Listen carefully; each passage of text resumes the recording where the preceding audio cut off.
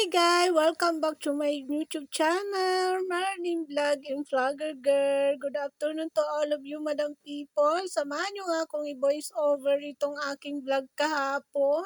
Kahapon nga ito. Kailangan ko nga itong i-voice over ngayon kasi wala nga akong ganap today. Maka-chudi nga yan. Nga dyan yung binigay ng kaibigan ko na sabi daw pang-asim daw yan sa pagkain. Pero tinanim ko pa rin kasi hindi ko man siya kilala. Kalamon yung tinanim ko na hindi ko yan kilala na pang-asim sa pagkain. Pang-asim nga yan sa Bisaya. Yung nagbigay sa akin yan. Tapos yan nga daw yung ampalaya ko at tumubo na. Ano nga kami dyan ni ate nagapangan dyan sa saging. Dinagyan na nga namin yan ng alambre dahil mayroon nga dyan kaming nakita habang kami nag-garden. Forward nga, nandito pa rin nga ako sa aming mini garden ni ate. Tamang nga ako dito, naglinis at nagwalis-walis nga ako ng mga dahon-dahon ng mangga dito. Saan nyo na nga itong voice over ko ngayon mga kalamon? Dinurugtong ko nga dito yung mga kahapon na na inedit natin. Kasi yun nalinagay ako kaya kailangan ko nga itong i-voice over for today's video mga kalamon. Tamang talikod nga dyan si kalamon nyo kaya pagpasinsahan nyo na nga daw siya dito dahil tamang walis-walis nga daw siya dito.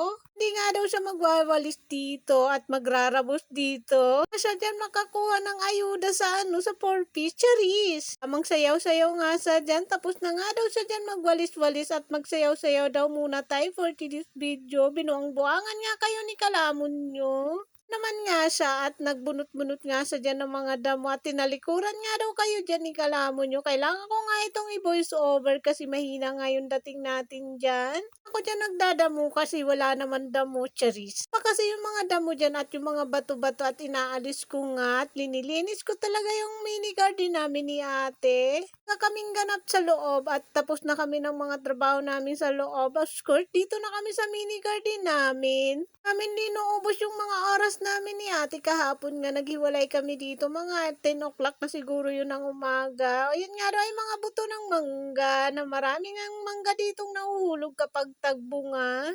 Yung nga dyan si kalamon nyo at tinatanggal ko nga talaga yung mga bato-bato na yan na maliliit dyan kasi diba binungkal niya pa nga yung bato dyan, tawang-tawa nga ako dyan. Hinihibunan ko nga dyan guys yung mga kamuti ko at mga kamatis. Ibig sabihin yung guys ay naglagay ako ng lupa sa mga puno-puno ng mga kamuti at kamatis para daw gumanda yung ating mga kamuti at kamatis. O diba puro kamuti at kamatis na lang nasasabi ko. Mga guys, o diba bulol yan? Pasensyahan nyo na nga ako dito at napipilipit na naman nga ang ating dila dito dahil sa kaka-voice over natin. Ito nga yung pinakaayaw ko sa lahat na trabaho ang mag-voice over. Nakakahagard at nakakapilipit nga ng dila at hindi ko na nga alam ang sasabihin ko dito. Sabi ko nga dyan, bye-bye na nga daw mga kalamon. See you next vlog nga daw at sa susunod ngang vlog natin today. Hindi ko nga alam dito ang sasabihin ko sa inyo. Nagbababay nga daw ako dyan sa inyo. Tapos si ate nga daw hindi pa nga daw dyan tapos sa kanyang pagwawalis dahil tanghali na nga daw siya pumunta dyan sa mini garden ko. Garden niya pala, hindi ko garden. Saan nyo na nga ako dito guys? Tamang emoji nga ako dito dahil ang tagal nga dyan ni ate. Tamang babay na nga ako dyan sa inyo. Ito na nga guys yung karugtong namin kahapon. Yung nagkita-kita nga kami ng mga kaibigan ko dyan. Kaya ako nga ito binoise over dahil may music nga yan at mayroon ngang maingay na mga aso, diba? Hindi nagkikita yung mga magkapatid na yan na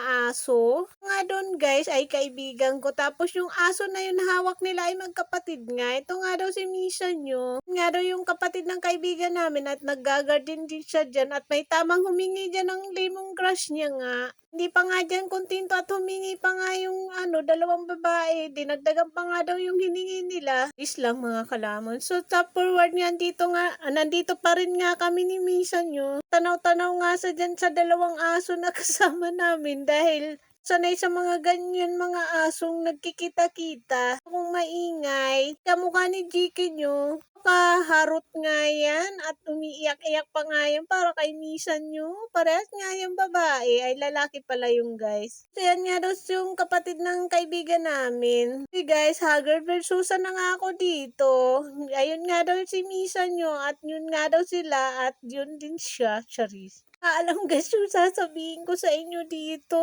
nahahaggard nga ako mag-voice over. Ano yung aso kahapon na nakawala at lumapit nga kay masa niyo, pero mabait siya mga guys. Tapos yung kamukha ni Jake na aso ng kaibigan ko ay nagko napakaharot talaga at napakaingay. Galig nga yung aso na yun, tapos yan nga guys, madami kaming malunggay na dala pa uwi. Tapos yan nga, tamang kinuhanan ko nga dyan yung mga construction worker. Papasok nga sila sa kanilang trabaho at ito nga at nag-picture-picture taking nga ako sa aking mini garden. Kung ko nga din yun dito kasi maikli nga lang yung ating pang-upload ngayon. Kaya pagpasensyahan nyo na nga ito mga guys. Lumang upload nga itong ating i-upload ngayon. Kaya sorry na nga mga guys. Pagpasensyahan nyo na nga itong content ko ngayon for today's video mga kalamon. Nga talaga akong ganap today dahil naglaba nga si kalamon nyo at nagpaligo nga ako ng dalawang aso. Haggard versus nga si kalamon nyo.